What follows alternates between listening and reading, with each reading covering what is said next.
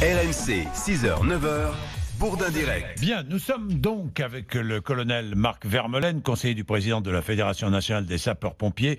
Parlons des sapeurs-pompiers. Je vous donne des chiffres. 195 800 sapeurs-pompiers volontaires en France, 40 500 sapeurs-pompiers professionnels, 12 500 militaires, 12 000, écoutez bien ce chiffre, 12 744 interventions par jour.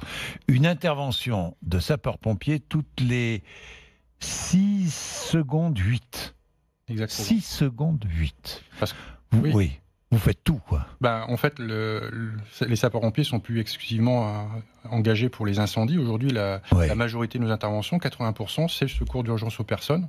Donc en fait, le maillage territorial de proximité, la réponse à l'urgence concernant la santé, ce sont les sapeurs-pompiers aujourd'hui.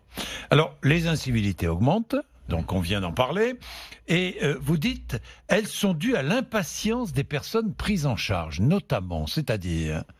En fait, aujourd'hui, tout ce qui va venir empêcher le déroulement normal de l'activité va devenir quelque chose qui va être insupportable. Donc on va être sur opération, on va bloquer la circulation parce qu'il y a un incendie ou parce qu'il y a un accident, on bloque les gens. Et là, ça proteste. Voilà, ça proteste, voire ça force le dispositif de sécurité en mettant en insécurité et en faisant risquer la vie des sapeurs-pompiers. C'est-à-dire que vous bloquez une rue, par exemple, parce qu'il y a un incendie ou parce qu'il y a une intervention particulière.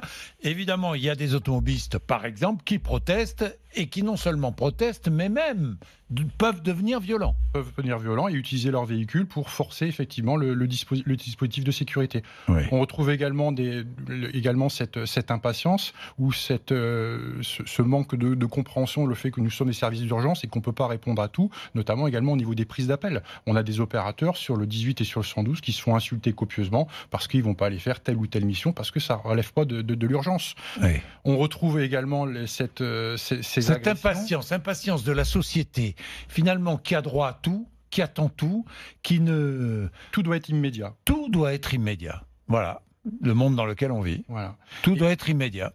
Et on va trouver également au domicile, où là, cette fois-ci, on risque de tomber sur des agressions physiques, sur le fait quelqu'un qui est sous l'emprise de l'alcool ou d'un autre stupéfiant, qui derrière va s'en prendre au secours. Oui, parce qu'on parle beaucoup des agressions dans des mouvements d'insurrection, dans des quartiers sensibles, mais ça dépasse ça maintenant. Oui, ça dépasse largement. Malheureusement.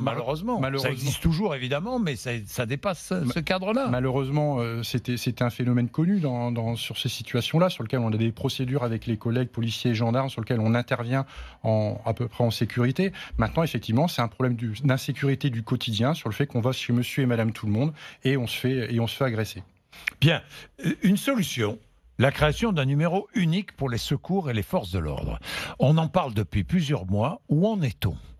Alors, pour l'instant, il n'y a pas d'avancée qui soit réelle sur ce dispositif. Oui. Au niveau de la Fédération nationale des sapeurs-pompiers de France, on est vraiment dans l'attente de ce 112 qui va permettre de pouvoir... Le 112 qui permettrait, pour appeler la police ou les pompiers, le même numéro. Police, pompiers, ambulance, le 112, ce qui permet effectivement d'avoir une information qui soit connue de l'ensemble des services à l'instant T et de pouvoir engager. L'idée, c'est pas de mettre un policier ou un gendarme derrière chaque sapeur-pompier, mais au moins sur des situations spécifiques, d'ailleurs, on puisse s'engager. Et puis, un exemple, on pourrait avoir sur ces salles-là le report de l'ensemble des vidéosurveillances, comme l'ont un certain nombre de salles de police, qui permettra le fait d'identifier s'il fait qu'il faille se prémunir d'un certain nombre de précautions pour pouvoir intervenir. Pour pouvoir intervenir. Autre idée, pouvoir déposer plainte de façon anonyme, ce qui faciliterait les poursuites pour les agresseurs, envers les agresseurs des sapeurs-pompiers. Également. Merci beaucoup, colonel, d'être venu nous voir. Colonel Vermeulen, vous voulez témoigner, vous n'hésitez pas. Tiens, à propos de témoignage, Claude est là. Claude est à Agnières-sur-Seine, dans les Hauts-de-Seine. Bonjour Claude. Oui, bonjour Jean-Jacques. Alors voilà, moi voilà ce que je vous propose. Disons à mon échelle, bien sûr. Je disais que, vous savez, comme on l'a fait pour le travail, faire des réunions de quartier, si vous voulez. Par exemple, dans Paris, il y a 20 arrondissements. Il y a 20 réunions de quartier de 10, 15, 20, 50 personnes.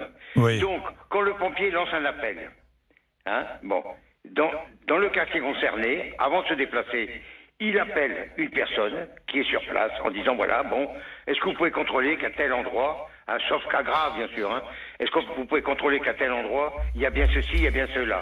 Oui, une forme de vigilance citoyenne, voilà, Claude. Exactement. Oui. Exactement. C'est-à-dire c'est sur le terrain, Jean-Jacques. Oui, oui, pour éviter aux pompiers de se déplacer pour rien, quoi. Voilà, exactement.